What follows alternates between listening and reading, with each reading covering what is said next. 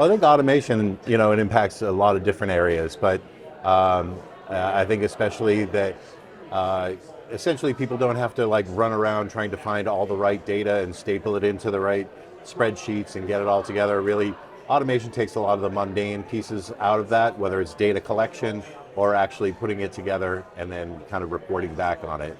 So I think automation tools, particularly now with AI and ML capabilities, all the fancy analytics, which is great.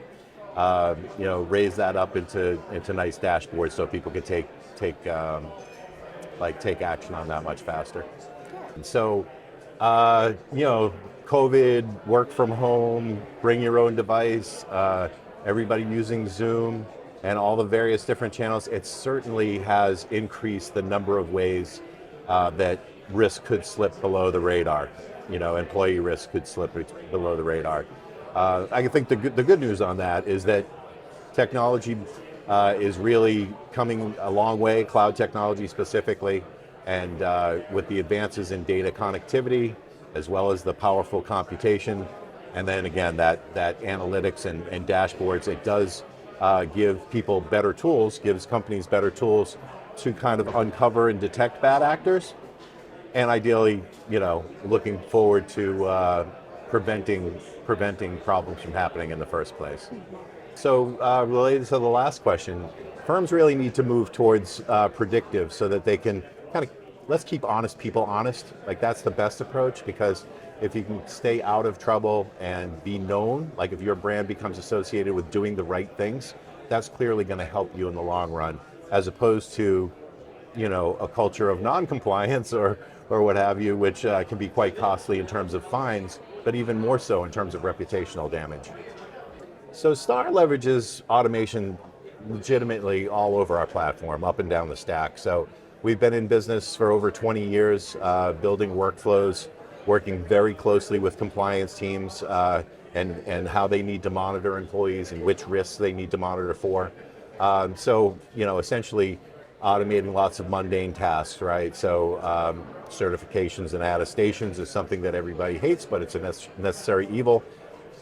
Have they been done? Who's done them? When are they due?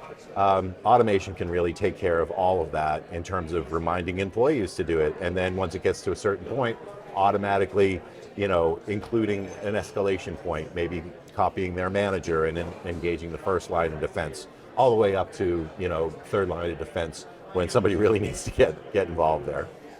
So this has been a great conference. I mean, I haven't been out to a conference in a while, so I think any conference would be good, but all joking aside, this has been really great. There's been a journey going on for at least 10 years about digital transformation.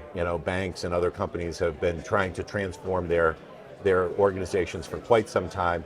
But when it comes to financial services, they've really been laggard, right? And there have been security sort of concerns with cloud in the early days and that kind of thing.